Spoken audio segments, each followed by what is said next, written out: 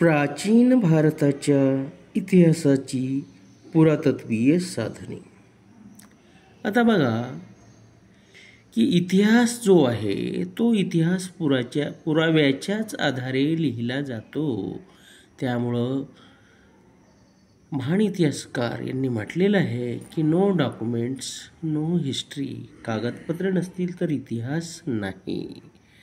आता आपण पुरातत्वीय किंवा भौतिक साधनामध्ये काही खालील साधनांचा अभ्यास करणार आहोत. त्यामध्ये पहिलं आहे उत्खनन. इसवी सन 1922 ते 30च्या पंजाब व सिंधमधील उत्खननामुळे भारताचा प्राचीन इतिहास आर्याच्या आगमनापूर्वी किमान 2000 वर्षे मागे गेला आणि भारताचा इतिहास वैदिक संस्कृतीपासून सुरू होतो. ही इतिहासाची पूर्वीची धारणा मोडीत निघाली. भारतीयांच्या जीवन पद्धतीतील आणि संस्कारांचे मूळ दडलेल्या या संस्कृतीच्या शोधामुळे जगातील सुमेर, अक्कड, बॅबिलॉन, इजिप्त, असूर आदी अत्यंत प्राचीन अभिजात संस्कृतीच्या निर्मात्या देशामध्ये भारताला मानाचे स्थान प्राप्त झाले. सर जॉन मार्शलच्या मते सिंधू संस्कृती ही नाईल नदीकाठी विकसित झालेल्या इजिप्त संस्कृतीपेक्षा प्राचीन संस्कृती आहे. म्हणजे अशा प्रकारे आपण पाहतो की भारताला त्या कालखंडामध्ये वैदिक आर्यांच्या उत्खनन नव्हतं झालं तेव्हा आर्यांच्या पूर्वी भारताला इतिहास आहे की नाही याबद्दल साशंकता होती.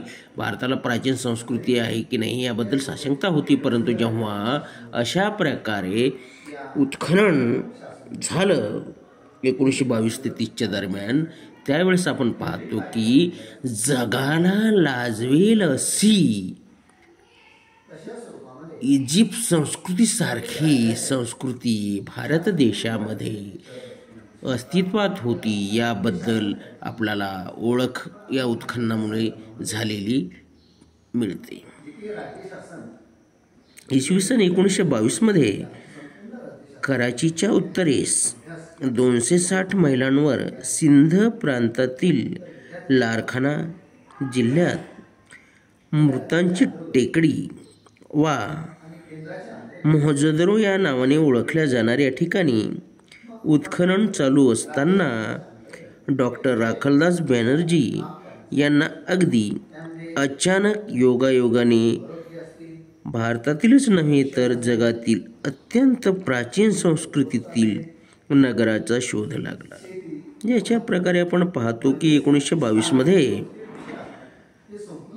कराचीच्या आज जो पाकिस्तानचा भाग आहे, कराचीच्या उत्तरेस 260 किलोमीटरवर लारकाना जिल्ह्यामध्ये मृतांची टेकडी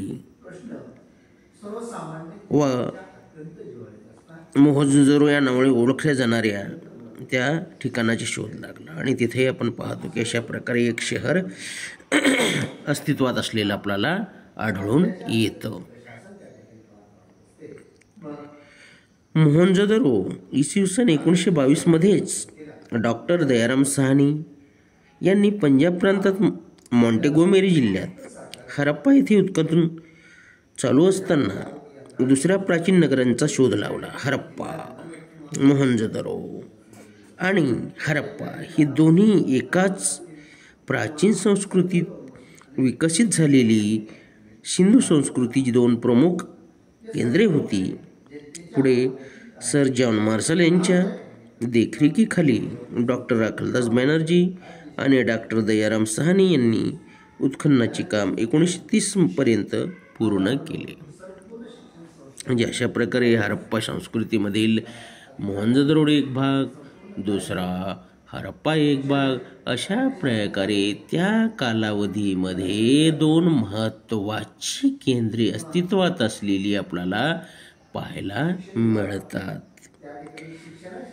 मोहनजोदडो आणि हरप्पा या शहरांची आखीव बांधणी, इमारतींचा भरभक्कमपणा, नाल्यांची अप्रतिम व्यवस्था, महास्नानगृह, उत्खननात सापडलेली 2000 शिक्के, मातीची चित्रे, खेळणी, कलाकौशल्याची नमुने असलेले अप्रतिम पुतळे या सर्व गोष्टी या संस्कृतीची वैशिष्ट्ये असलेली आपल्याला आढळून येतात.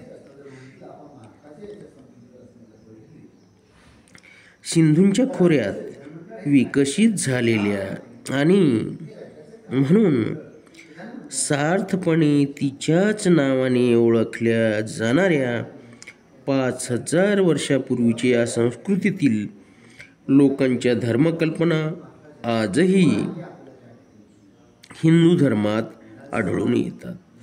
मूर्तीपूजा, सर्पपूजा, प्राणीपूजा, वृक्षपूजा, शिवप्रतिमा व शिवलिंग यांची पूजा आदी गोष्टीवरून या संस्कृतीच्या भौतिक खुणा दृष्टीआड झाल्यामुळे विस्मृतीत गेलेल्या ह्या संस्कृतीचा धार्मिक सांस्कृतिक वारसा, तिच्या अस्तित्वाची कल्पना नसणारे लोक चालवीत असलेले आपल्याला पाहायला मिळतात. हे स्पष्ट आहे, केवळ उत्खननामुळे हा सांस्कृतिक दुवा पुन्हा जुळला. जागतिक इतिहासातील ही एक अद्भुत घटना होय. देशाची फाळणी होऊन 1947 साली भारताला स्वातंत्र्य मिळाले. त्यावेळी सिंधू संस्कृतीतील केवळ 2 छोटी ठिकाणे कोतलनिहंग पंजाब आणि रंगपूर काठियावाड भारतात उरलीत व सिंधू संस्कृतीतील इतर सर्व ठिकाणांचा पाकिस्तानात समावेश झाला. तरीही निराश न होता भारतीय पुराणवस्तू संशोधकांनी आपले परिश्रम दुप्पट करून मोठ्या धडाडीने सिंधू संस्कृतीतील इतर ठिकाणे शोधून काढण्याकरिता उत्खनन सुरू केले. अवघ्या काही वर्षातच उत्तर राजस्थानमधील